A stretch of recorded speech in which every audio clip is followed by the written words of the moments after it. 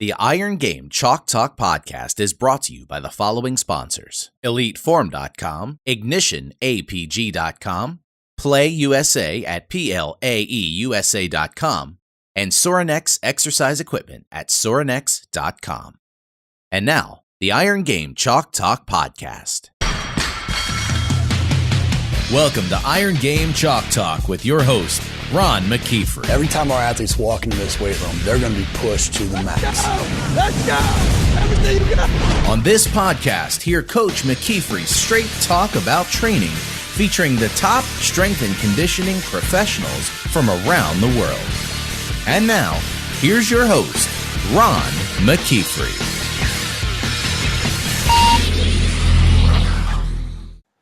Hey guys, welcome back to Iron Game Chalk Talk, episode number 93. Iron Game Chalk Talk is a weekly podcast where I bring you experts in the field to talk shop. If you haven't already done so, please subscribe to us on iTunes or YouTube, or join the mailing list at ronmckeefery.com to stay up to date with the latest guests and anything else that we have going on. This week, super excited to have Matt Vincent, the Drifta Lifta, with us. Matt is a professional strength athlete. He is a champion Highland Games athlete, and he's got a great show. It's called the Drifta Lifta, and he travels around the world and competes and brings everybody along for the trip and talks shop and gets in with, seeks experts out around the world in the country to learn from, just to make himself a better athlete. And so we get into a little bit about the story behind the show, the web show, and when he goes into these different places, how he's able to break down egos and talk philosophies and get on the same page, despite having maybe a different philosophy walking in, and so it's a really good episode for young strength coaches in general, just to learn to be able to open their minds and be able to have conversations and dialogue with just about anybody in the field, and he's one of the best at it, and so I'm excited to have him on the show and share his story with everybody. Before we get started, I want to make sure we recognize all of our sponsors: PlayUSA, Ignition APG, EliteForm, and then of course Sorinex. Sorinex is just unbelievable company doing some fantastic things for the community right now. But one of the best things that they do every year, they put on for at least the last 8 years now, the Summer Strong event, and they got it set up this year. They moved the date. They have it set up this year to be taking place on the campus of South Carolina, and just a fantastic place to host an event. But it started as a birthday party. It's going to be May 29th this year, going through the weekend. It's just a whole expo of different events going on, strength events, clinics, who's who of coaches and athletes that are there. And what I love about what Bert does and the rest of the gang there at Sorinex is that they bring in people that it's not just another person to teach you the start or how to bench more. They're bringing in people like Jeff Nichols, a former Navy SEAL that's gotten into performance, and bringing people, great Olympian athletes in to talk shop. Because when you really fully understand why athletes do what they do, and you're able to learn from them and learn from each other, it takes you to a whole nother level. And so I cannot encourage you enough. Go to summerstrongexpo.com, register for this year's conference, Expo, and there's no doubt about it, you're going to have a fantastic weekend and walk out a better strength coach than when you showed up. Lastly, for everybody that's a young strength coach, just get in the field, or maybe you're in a situation where you don't have a good, huge network of coaches to build off of. Strength Coach Basic Training is a product I created some years back, and it's basically the lecture series that we take our interns through. We've had a lot of success with placing different coaches, and it's led to some great careers. And so we created this community for coaches to be able to come, watch the videos, interact, get feedback from me, but then turn around and interact with each other. And so you can go through. It's a private Facebook group. Once you sign up, we put you in the group. You're able to come, over to the About section and watch all the different checkpoints. We have several bonuses that you can check out as well. And what the best part about it is that right now there's over 165 members in it. And so you go from instantly having maybe one or two in your network to 165 strong. And so great product, great feedback I'm getting from people that are in the program. So I'd encourage you to check that out. Sit back, enjoy this episode. Know you're going to get a ton out of Matt, and we'll see you on the other side. All right, guys, welcome back to Highland Games Chalk Talk. Excited to have Matt Vincent with us, a.k.a. the Drifta Lifta. And I just got turned on to Matt, and he's got a show, the Drifta Lifta, and the website and the whole deal. But I've watched the show once, and I've been reading some of the stuff, and I already feel like I know you, man. So appreciate you coming on the show. Happy to be here, man. Always excited to talk shop with guys that know, that are in the know. Yes, sir. Well, I want to get into your journey a little bit. I know you don't want to spend a lot of time on it, but it's a unique story, and you're Highland Game athlete and champion and the whole deal. So kind of why you got into kind of strength and conditioning and competing and kind of where how that journey's been. Just like any other kid in our country, you basically start lifting in the, kind of right before high school, getting ready to play sports, and I knew I was going to do that. And, really always loved the weight room. And so, also loved what I got out of the weight room, that I could see a direct correlation with the amount of effort I put in there. I got, more benefit as an athlete in the sport I was competing in. So played a little bit of football, did some track in high school, and wasn't very good at football. People weren't exactly recruiting a 6 foot, 230-pound offensive lineman.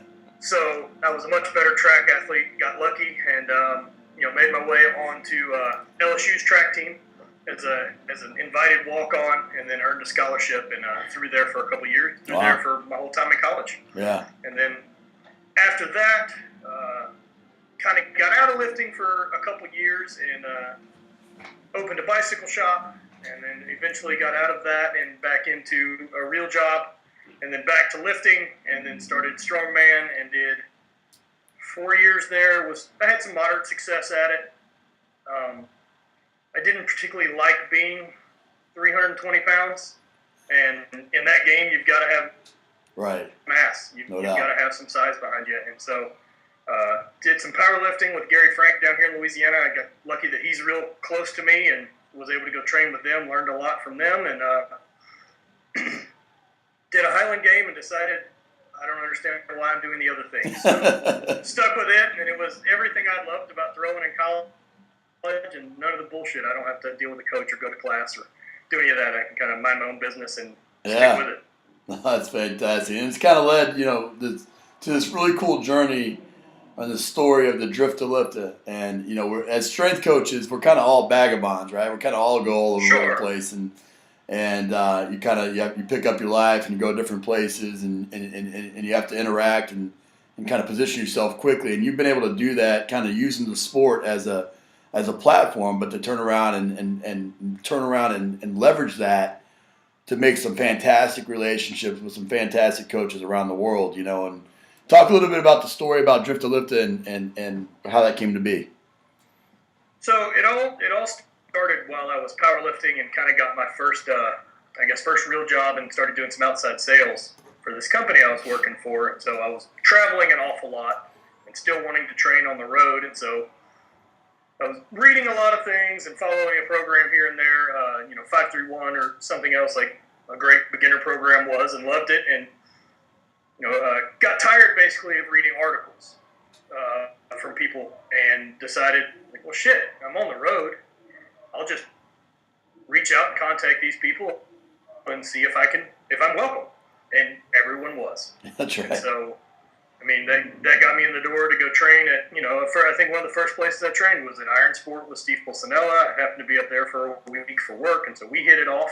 That's great. Sorenex has been awesome. They've always had an open door for me. Fantastic people. Yeah, I trained with Mark Bell. I was out in California for work, and so I snuck into super training and trained with the old fat Mark Bell.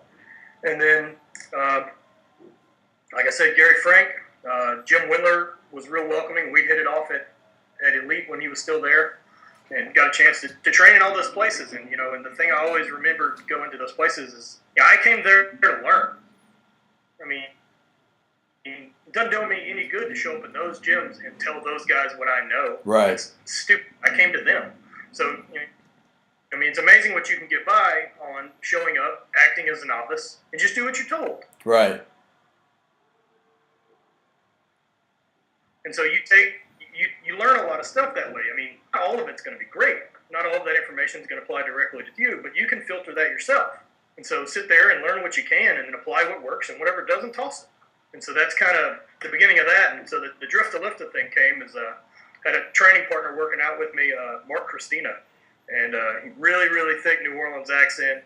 They kind of sound like they're from the Bronx or New Jersey. Thick A on the end of everything. Right. Like, man, you travel around like that. It's like you'd have Drifta Lifta or something like that.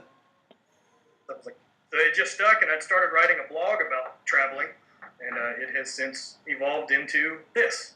I got kind of it's not everyone's got the ability to travel and do the things that I've been able to do. I got really lucky that work has provided that for me, and so I wanted to share those stories. I wanted to start sharing that experience of getting into someone else's gym. Do something you're not comfortable with. Absolutely. I mean, hell, I'm not a gymnastics guy, but I spent 45 minutes with the gymnastics coach at Jesse Burdick's gym at CSA, working on how to improve my muscle ups. Yep. Or what moves. I mean, if she can teach me to do muscle ups correctly, she can teach a 150-pound CrossFitter. No doubt. No doubt. I just want to learn as much as I can. Yeah, and if you haven't watched the show, go to driftalifta.com and watch the show, because we're all meatheads and students of the game and enjoy and love that part of it, and I it's one of those shows that I loved it from jump, and so I'm excited for the second episode. But we talked a little bit about off camera a little bit about kind of this now that you're doing the show, it's great, but it started way back when, and you would go into these gyms and you would act like a novice, and you came there to learn, and you have kind of, I think as strength coaches sometimes we go into these, we go in and the natural instinct is to try to suck up so you can get a job, right? Right. I wasn't ever looking for jobs. Yeah, but but most of the audience is, and they do that, and it's like all of a sudden you walk out of there and you've been there for 2 hours and you didn't learn anything, Yep.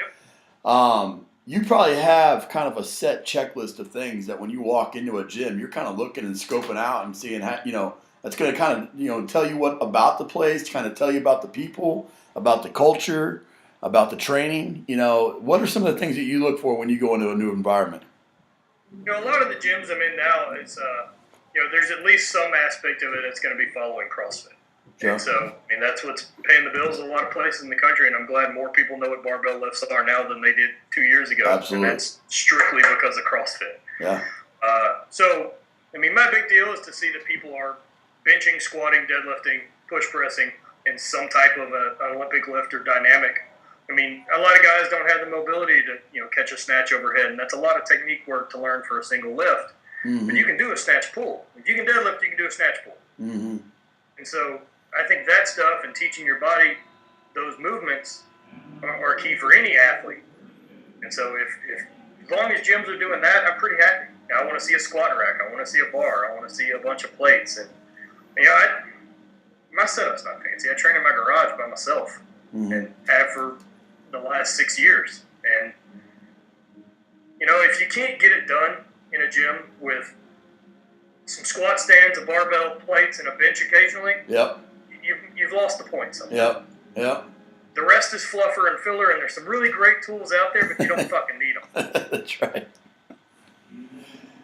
So I look for that type of stuff. I like to see not a lot of filler. I don't want to see gyms following different fads or anything like that come up. Some of those get pretty questionable. I got a chance today to go train this morning at the local CrossFit gym, just for a different environment occasionally. And one of the things I really like about that is, those guys are all willing to learn. Yeah. biggest thing I've noticed about the CrossFit crowd. There isn't a lot of ego, and they want to learn from you. And so, well, why are you standing on a plate doing some deadlifts? I was like, well, because I don't really use my legs a whole lot when I deadlift, and this forces me to. Mm-hmm.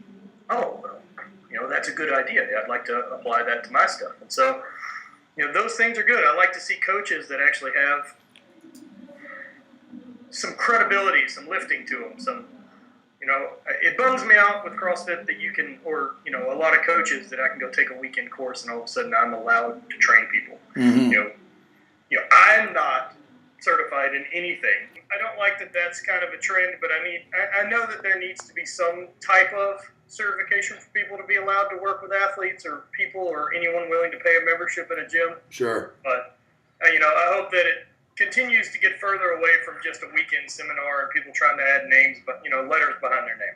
Absolutely. Well, you mentioned it earlier, about the ego part of it. And obviously we're in a very egocentric type of, field and deal with those people all over the world. And when you deal with that, you've been able to break down a lot of barriers. Maybe that's because, and you've been able, what I like and what we talked about a little bit off camera was, it's like I always say on the show that I'm a principle-based strength coach, not a philosophy-based strength coach. I'm willing to learn from anybody and everybody and challenge my ideals of what I think right and wrong are by having conversations as opposed to not just pounding my chest and saying this is what I do.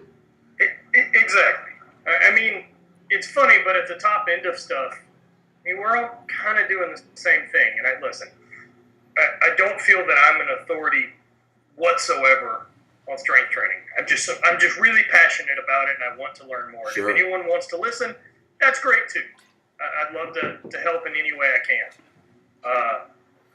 But I'm definitely not a guy who thinks, well, this is the way you should train, or this is the way. Man, my stuff's an option, and that's how I look at everyone's program. Right. And just because it's not like it's a little bit shit and the rest needs to go out with it. I may really like the way your squat setup looks like, but I don't like the way you push press. Mm-hmm. So I'll just use your squat bar. Right. So. Well, I think what's unique about you is, and this is, it's a good lesson for the strength coaches listening is like when you have a question, you're not scared to pick up the phone and call somebody or walk into a gym or humble yourself to be like, you know what, I can allow myself to maybe not look my best so that I can learn to get better so that I can become my best, Yeah, there's a lot to be said for being aware of what you're bad at. No doubt. And I'm okay with it. That's how you learn. And, the only problem with knowing everything is you can't learn anything. That's right. And so I just assume act as though I don't know anything. Because it's been a much easier route to get to people want to talk to me. Absolutely. With your success in Highland Games, you've created, you wrote a couple books, the Training Lab, Strength Lab, kind of expanding on your philosophy of training and what's worked for you, and it's kind of been a culmination of all these different experiences and talking to these different coaches. Talk a little bit about kind of the program that you wrote and what makes it kind of maybe unique from some of the other programs that you see out there. Early on, between training 531 or stuff like that, I did see a lot of success. I saw a lot of success with doing the big lifts, and I really, really fully believe in the training max. That's something Jim talks about a lot, and that's something I've always felt. And man, I don't always have good days. Right. So I'm going to probably have more bad ones than I do good. Sure. Or at least I'm going to have a hell of a lot more average days. And what the training max does for me is when I get in the gym, and it's it's sub-maximal training for me. So 90% of my max is what I base all my percentages on. I don't ever miss a lift in training. I don't ever get pinned under a squat. As soon as the risk outweighs the reward, what the fuck am I doing? Why would I risk adding 5 more pounds to the bar to go for something that might pin me, or I could drop 10 and hit it for a triple. Right. Which one of those makes me stronger at the end of the week? And it's the triple. No doubt. It's the more work equals more progress. No doubt. And so I really like a block periodization program, especially as an athlete that I have an off season. I've got a longer season. I don't do just a 16-week block leading up to a meet. I compete about 20 times a year, and so I need an off season where I go back and start fixing the bugs out. And so I spend that time. I do 10 weeks of German volume training. That's not for everybody, but I've always responded really well to it. 10 weeks of 10 by 10, it's guts. No doubt. And so, I mean, it sucks. However, the weights aren't real heavy. I don't go over about 65% during that time, and it's building that volume and building that base. If you're a beginner lifter, and you don't quite know what to do with the program, and you're not comfortable squatting and this and that, I'm not going to throw you into 85 or 90%. That's dumb. Right. Why don't you spend this first 10 weeks learning to squat? And repetition teaches technique. Bad repetition sucks too, but still at the same time. Sure. You do 1,000 squats in the first 10 weeks of your workout, you're probably better at squatting than you were when you started. That's a good point. And so none of the weights are going to hurt you. 50% is where it starts, and that's 50% of your training max. So you're somewhere 41, 42%. Right. So you want to push it, cut your rest time. I mean, I do my 10 weeks at this point now. I try to keep my conditioning on point. I don't waste any more than a minute between sets. Right. So I'm pretty gassed at the end of a workout at 50%. No doubt. Well, progression comes in a lot of forms, right? It's not just throwing more weight on the bar. It's right. We're decreasing rest intervals, and it's there's volume a lot of ways to all those types of things. Absolutely. So, did I do this with less pain than last time? Right. Did the bar move quicker? Sure. All those things matter to me. You can kind of perceive effort, I guess. And so after that, I go into a pretty standard strength block. It's 4 weeks on, 1 week off. And it's 5 sets of 5 for the first week, 5 sets of 5 for the second week, 5 sets of 3 for the third week, and then it's 5 singles. Mm-hmm. And those singles on your last one, if they all felt great, chase rep max. Yep. But that's after you put the work in. Mm-hmm. And then you rebuild your next program based off those maxes off the week 4. Mm. That way you're constantly moving up. And if it's a weight that you hit for 3 last cycle, and this week you hit it for 5, that's stronger. Absolutely. And a lot of that comes with training age and being in the gym and fighting through injuries and realizing what works for you. And it's hard to explain that to a new lifter who wants to keep putting that weight on the bar. There is a lot of ego, like you said, that wants to do it. And for me, I don't care anymore. If I'm going to put more weight on the bar and go for a max, it's going to be on the platform at a meet. Right. It's going to be go time, and it's going to count. Yeah. No My doubt. time in the gym that's work. Well, we face that as strength coaches all the time with those freshmen that come in and they want all of a sudden they want to lift with the seniors lifting, and right. Without building the base or having the proper mobility. And I know that's something that we share with with the emphasis on mobility and emphasis on making sure that you stay healthy. And as a Highland Games competitor or a power lifter or things like that, that's where a lot of times, you'd be hard pressed to find a competitive power lifter with a good back past age 40, right? Right. It comes with the time, and I've always looked at I look at it now. The big thing I recommend to people is that the easiest thing you can do to make progress is never get hurt. Yeah. You can keep working. Oh shit! I got 5 pounds extra on the bar, but now I had to sit on my ass for 6 weeks. Yep. It's way more going backwards than if you stayed healthy the entire time. That's right. And so catastrophic things are going to happen. There's no way to bulletproof your training to say, I won't get hurt. Tweaks and all that are going to come, but you need to learn how to address those on your own. How to do the mobility, how to do the stretching, how to do, self-massage, I guess, for a lack of better term. Right. With the kettlebell and rollers and all these things that are now available. Sure. And widely used. All those things are important. So staying healthy is the biggest key, especially the older a lifter gets. Right. Well, you can throw a lot of dumb shit at a kid who's 15. Between 15 and 19, kids are basically indestructible. Right. And just because that's probably one of the hardest things I think people will have to deal with is, when I was 15 and we got to high school and we did these sets of 25 in the squats and, we got really strong. I'm like, no shit, you're 50, between 15 and 19. Your body's got more testosterone in it than it ever will. Yeah. And you're going through puberty. Like, basically, you just being alive will double your total in those years. That's right. You could never lift and you'll get stronger. No doubt. Well, you wrote a couple of manuals on mobility. What do you think the trick to mobility is? I mean, or what do you think that people are missing the boat maybe? What I tried to, there's a lot of great mobility information out there. Whether, Kelly Starrett's definitely, as far as my opinion, is at the front of it as far as getting that information to people and having a consistent message. And so what my program did, was it laid out the exact steps in a program or how to approach, for the next 5 weeks, I'm going to make my hips better. Mm-hmm. I'm going to make my low back mobility better. And it gave a day-to-day workout with a progression of movements, the same way you would write, a strength program for 5 weeks. It's various exercises for strengthening and stretching and, right. Rolling on stuff and banded movements. And I did the same for the shoulders and wrote that program as well. I also provided in that one like a daily warm-up. Like, here's what you should do every day to get your shoulders going. Here's the order I do it, and that's what keeps me moving. Sure. The biggest thing people can do mobility-wise is its consistency. People will, shit, my back's tight. This is bothering me, and so they'll spend 3 weeks doing something, and then it starts feeling better, and you stop. And that's human nature. No doubt. We have a real good tendency to address things when they're a problem, but not so much when they feel great. And so doing a little bit every day, you may not need to run through a full 25 or 30 minutes worth of mobility, but doing something every day is going to make a big difference. Right.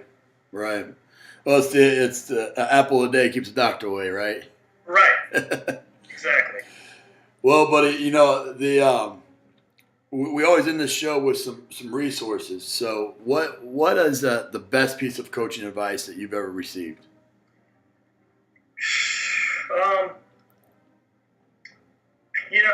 It probably, I can't think of who I got it from. That's really sad, but one of the things that's always reigned true to me is that at the end of the day, none of this fucking matters. And that's a little bit callous. This is something I love training and I love throwing and I love competing, but I don't let this define me. Right.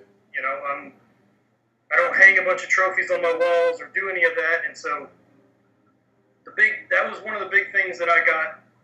So whether I put 5 extra pounds on the bar or I went back and I hit a triple and stayed healthy, it doesn't fucking matter. I do this for me, and that's probably the biggest thing that rang true was, do this because I love it. And so I don't need everyone to be part of what I'm into. I don't need someone to come train with me. I don't need a t-shirt with a motivational saying on it. I train and I lift hard because that's what I love to do. Mm-hmm. It's about my journey and about me. It's completely selfish. Right. And at the same time, it's not the only thing in the world. And so I want to see the world. I want to meet interesting people. I want to eat delicious food. I want to drink great stuff. There's a lot of really passionate people out there in a lot of different fields, and I'm interested in all that. Right. I'm attracted to people who love what they do.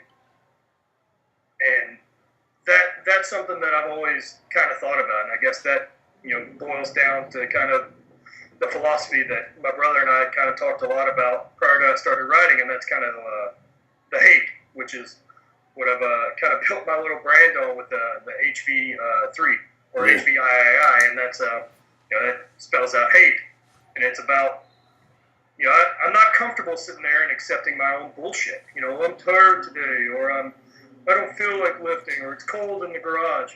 There's some poor kid out there who's whether they're 18 and been sent off to war and lose a leg who can't train now. Right.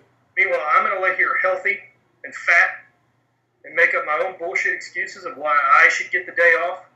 Fuck that, man.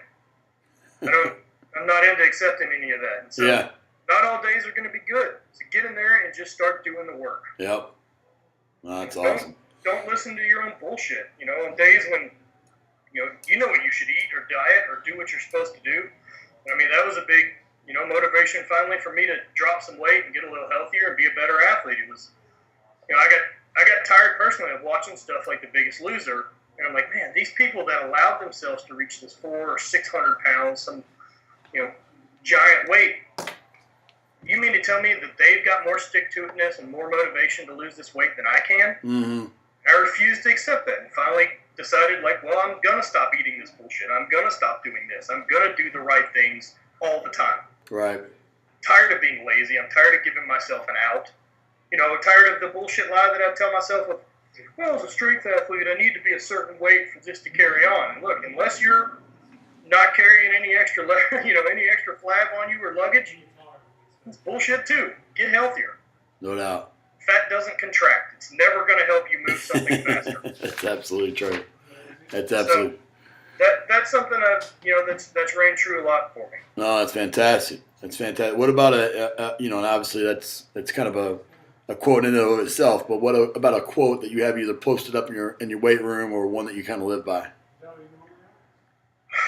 I guess it goes to a little bit more of a self-destructive nature. I've actually got it written down so I don't screw it up. And it's one of my favorite quotes, and I guess there's part of me that really appreciates the idea of being a bit of a savage. And, I want to know that push comes to shove. I'm always ready. And, I do love, the comfortable suburban life I built for myself and a nice house and all that. But I still love being on the road for 19 straight hours and having that, gutted out feeling and knowing that, at the end of the day, I like being that man too. Right. And so it's an Arthur Miller quote that I've always liked, and there's another my brother brought up the other day that I'll mention as well. So awesome. The Arthur Miller quote is, look, we're all the same. A man's a 14-room house, and in the bedroom he's asleep with his intelligent wife. In the living room he's rolling around with some bare-ass girl. In the library, he's paying his taxes. In the yard, he's raising tomatoes. And in the cellar, he's making a bomb to blow it all up. And I guess, you can take that a lot of different ways. And what I've always looked at it as was, I'm never going to be happy. I'm never going to be content with where I'm at. There's always more time to work. There's always time to put in and work harder. There's always more I can do with the time I've got. We're all going to die. That's right. A fact. Right. And as of today, I've got one less day on the planet. And so I'm going to make the most of the days I've got left. Right. Because I don't know what can happen. Shit, that number of days I got left, maybe 2. Right. And did I waste today? Right. No doubt. No, that's fantastic. What about, I see there's a bunch of books behind you there. Give us a book, maybe inside strength and conditioning and outside strength and conditioning that you recommend. Inside strength and conditioning 531. Yeah. That's probably the most influence that anything's had over me, especially I never got into the really early stages with the book stuff of like learning how to squat and stuff like that. So I wanted a program, and Jim's philosophy is really the first thing that rang true, and that's turned into, a really good friendship with Jim and I. I feel very fortunate that I can call and talk to that guy when I need awesome to call guy. and talk to someone. Awesome guy. Outside of training, a lot of stuff. I like Cormac McCarthy stuff. The Road was really, really good. And then I like old horror stuff. The original Mary Shelley's Frankenstein is probably one of my favorites. Yeah. That's awesome. Just such a flawed character. No doubt. There's a lot of stuff like that, or, the idea of a monster that you created and fighting it. Yeah. And that's in there. That's in, I think that little bit's in all of us. No doubt. It isn't anyone that I'm interested in talking to or hanging out with. That's for sure. Sure. Well, what about, and we're going to link up your website and everything, but a website that you recommend people go to, and maybe, I don't know if you use any apps with yourself or any athletes or anything along those lines. I don't online train. I'm happy to provide free advice where I can to people. I don't particularly like the online training thing, especially since Yeah. I don't know why you'd pay me to write you a program when I wrote it all in a book for $25. Right. Just read that and do it. That's Right. what I currently do. If it works for me, it's probably going to be just fine for you. You're not a special snowflake that, squatting on a regular basis isn't going to help. You're not a special snowflake. I'm going to use that one. So, as far as, information, man, Mark Bell's pumping out a lot of really great stuff right now. And so, Super Training and that website, Super Training TV, there's a lot of good stuff there. Same thing with Mobility Log with Kelly and, the information Jesse puts out. Yep. That's awesome, man. Well, buddy, like I said, we're just getting a chance to get to know each other, but I really appreciate the opportunity to share and with the audience, and then obviously what you're doing with Drifta Lifta and putting out. Again, I talk about this on the show all the time. People that put out content and give back, it's a special person because it's not easy, man. It's not. It takes some time and it takes some effort and it really takes money. Yeah, it takes some money and all those things, And so you have to. The Drifta Lifta series was not cheap. No doubt. And I'm very, very happy with the quality of the product we're putting out. Well, tell everybody, where and we'll, like I said, we'll link up the website, but how to stay in touch with you and what you got going on. And I'm pretty neurotic about answering basically anyone that approaches me for any type of information. So Facebook's really a great way. I've got an athlete page. It's pretty easy to find. Just Matt Vincent. Instagram is Matzo Explosion. And then apparently Matt Vincent's a really popular name on the planet. And that one I didn't want to be Matt Vincent 486. So I made up something else and referenced a cartoon on Adult Swim. Twitter, I don't use a whole hell of a lot, but that's Matt So Awesome. Same as those are great ways to reach me. My website, driftalifta.com, will post my weekly updates to the Drifta Lifta series. There's a lot of updates. There's little just the tip things I've got that are kind of a one-off, a little short one thing that you could do type of tip from different athletes and different people. Various things, whether it's going to be throwing, lifting, training, whatever. And then I also have, some longer extended coaching series. And then I've got the actual series. And the next episode will be up on January 22nd. So pretty excited about that coming out. It'll be a lot with me and Jesse Burdick. And then a couple, probably a month or so later, the last episode with Mark Bell will be up. And we shot a lot of content with him. And pretty excited about it. So those are the places you can find me and find my stuff. Awesome, man. Well, I appreciate the time, buddy. Thanks so much for coming on the show. Ron, thanks a lot. Really enjoyed it. That's it for this episode of Iron Game Chalk Talk. Thanks to this week's guest as well as our sponsors for bringing this episode to you for free. Make sure to check out ronmckeefery.com where you can join our mailing list, find the show notes, including all the links and resources mentioned, and information about Coach McKeefery's other products. While you are there, please join Coach McKeefery in the comments section thanking our guest for sharing. If you haven't subscribed to Iron Game Chalk Talk on YouTube or iTunes yet, make sure to do so. Comments, ratings, and reviews are always welcome. Coach McKeefery can be found on Twitter at @RMcKeefery, on Facebook and YouTube at /Ron.McKeefery. That's it for this week. Be sure to check back next week for another great episode of Iron Game Chalk Talk.